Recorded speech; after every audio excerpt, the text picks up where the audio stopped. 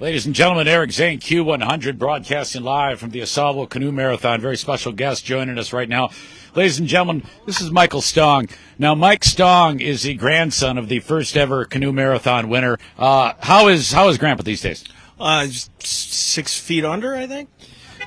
Can you tell us, I didn't know that, sorry about that. Can you please tell us about Grandpa's stories about what happened during that first canoe race, please? Well, it was by accident purely.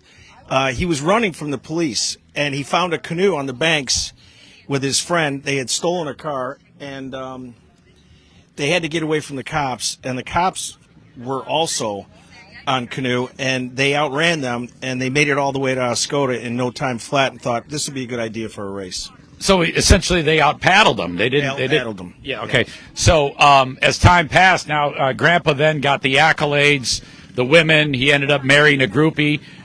Tell a little bit about my grandmother, the groupie. Yeah, grandma, the groupie. Yeah. Well, she became a big fan after that, and she was also a giant lawbreaker. And I think the reason that he did pass was her first husband died of poisonous mushrooms out of the forest up here. And the second husband died, coincidentally, of poisonous mushrooms from up here, and he died. Grandpa died. So he wouldn't eat the poisonous. So mushrooms. Grandma killed 2 people before she met. Yeah, and he wouldn't eat the mushrooms, so he just ended up missing. So, and I think he's somewhere in the river. Okay, so what do you think this year? Why have you never decided to paddle in this race?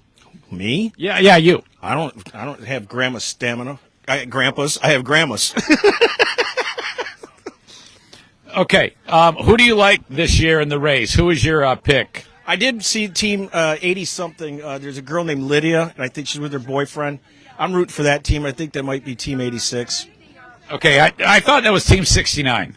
I didn't. No. They were in the 80s. 69 was an Asian group, a Fu Manchu thing. Okay, all right, excellent. Well, we can't, as you were also the Grand Marshal of the parade, tell us what that was like, having these folks cheer your name and, pump their fists. Yeah, it's not easy being a celebrity. Lots of autographs and people tugging at you for photos. But, I do it for Grandpa. What do you do now for a living since you don't paddle? Are you a criminal like your grandparents? I work at the zoo, the local zoo, and I circumcise elephants. The pay's not good, but the tips are huge. Well, we can't thank you enough, Mike Stong. Anytime. You're fantastic.